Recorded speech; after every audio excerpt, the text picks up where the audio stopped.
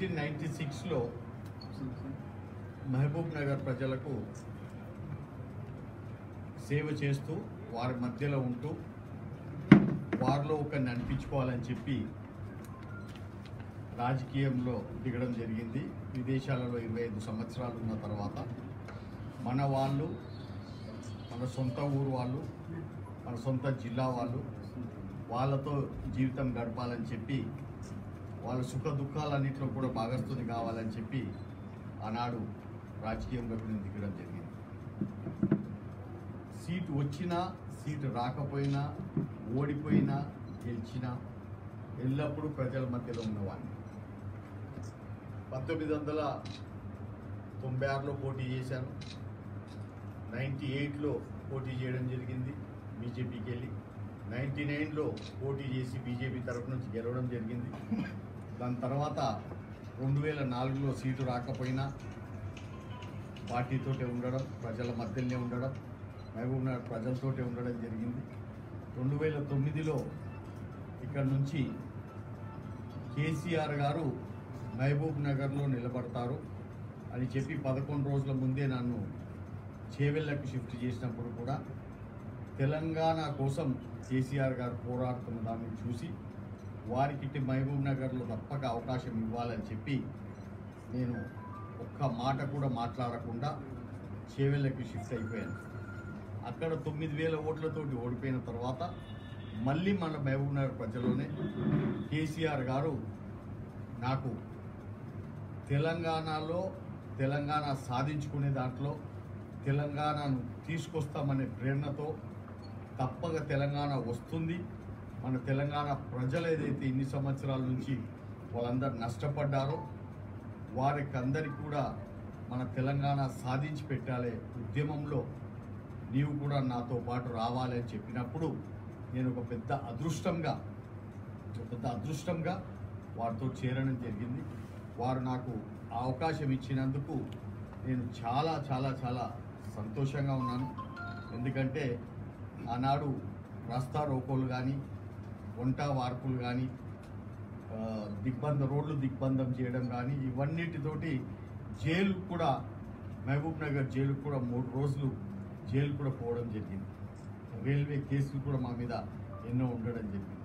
దాని తదుపరి తెలంగాణ రావడం, తెలంగాణ వచ్చినప్పుడు మేమందరం కూడా పోరాడి నా యొక్క భాగం కూడా దీంట్లో ఉన్నది. నేను కూడా కష్టపడి అన్నగా కేసీఆర్ గారు ఇచ్చిన ఈ అదృష్టాన్ని ఒక పెద్ద అదృష్టంగా నేను భావించి నేను ఆ రోజు చాలా సంతోషపడి తెలంగాణ సాధనలో నేను కూడా ఒక యోధాను, నేను కూడా ఒక పోరాడినవాణ్ణి అని చెప్పి చాలా సంతోషించాను.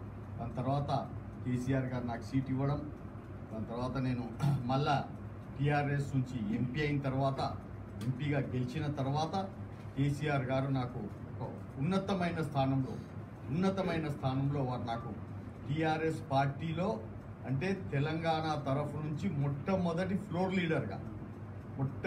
ఫ్లోర్ లీడర్గా నన్ను ఎన్నుకొని వారు నా భుజస్కంధాల మీద తెలంగాణ ఒక బాధ్యతను పార్లమెంట్లో పెట్టిన దానికి నేను చాలా సంతోషించి, నేను అనుకుంటాను నా మనసుకు తృప్తుంది. ఈ 5 సంవత్సరాలు తెలంగాణని పార్లమెంట్లో దేశవ్యాప్తంగా దేశ పటం మీదనే కాకుండా ప్రపంచ పటం మీద కూడా ఏదైతే ఉన్నదో నేను మన తెలంగాణను తీసుకెళ్ళానని చెప్పి నాకు నమ్మకం ఉన్నది.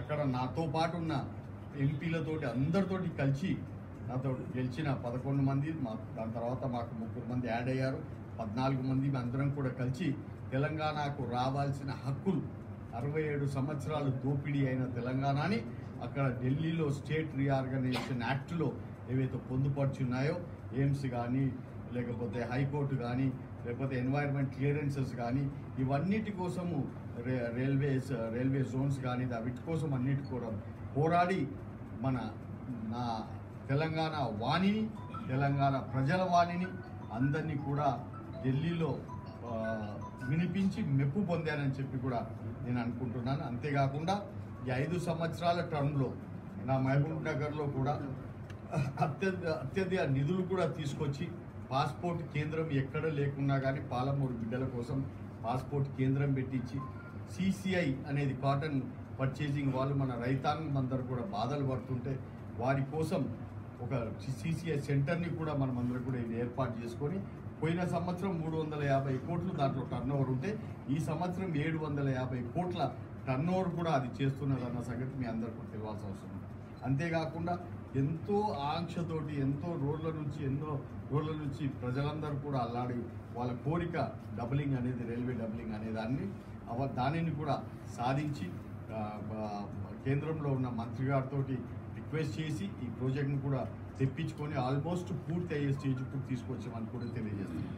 అంతేకాకుండా మహబూబ్ నగర్లో ఈ ట్రాఫిక్ జామ్లతోటి ఎన్నో బాధలు పడుతుంటే Jadcherla to 1 town police station దాకా దీనిని డబలింగ్ చేయడం అంటే ఫోర్ లేన్స్ చేసే ప్రాజెక్టు 200 కోట్ల రూపాయల దానికి ఆల్రెడీ టెండర్ అయిపోయింది, LOA అయింది, మీరందరూ కూడా చూస్తున్నారు, పనులు కూడా జరుగుతున్నాయి.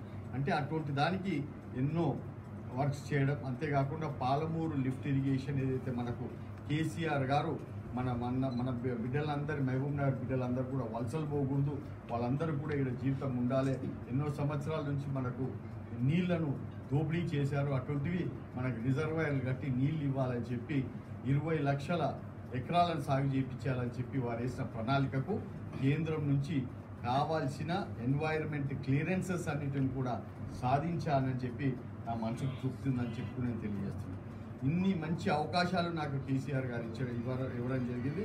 చాలా ప్రేమగా, అంటే ఒక సొంత తమ్మునిగా నన్ను ఎల్లప్పుడూ కూడా వారు ట్రీట్ చేసేవారు, పక్కన కూర్చోబెట్టి నన్ను భోజనాలు చేపించేవారు. అంతేకాకుండా ఉన్నత స్థానంలో ఉన్నత పదవులలో కూడా వారు నన్ను ఉన్నత మీటింగ్స్లో కూడా వారు నన్ను పక్కలో కూర్చోబెట్టుకునేవారు.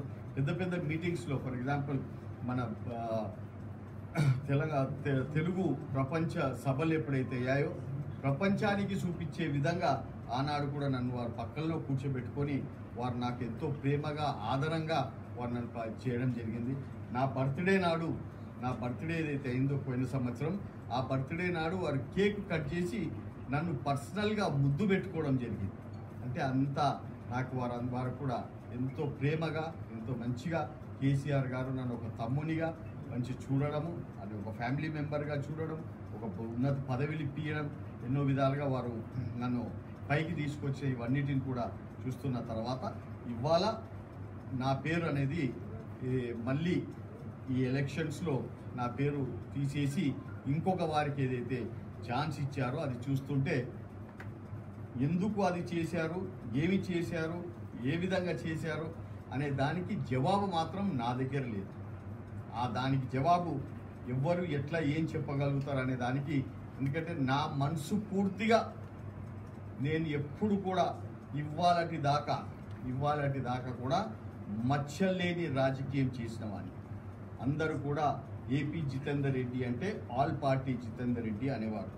కానీ నేను అనుకుంటాను చంద్రుడు అసొంటి వాడే ఆయనకి చంద్రునికి ఈర్ష్య వచ్చినట్టుంది.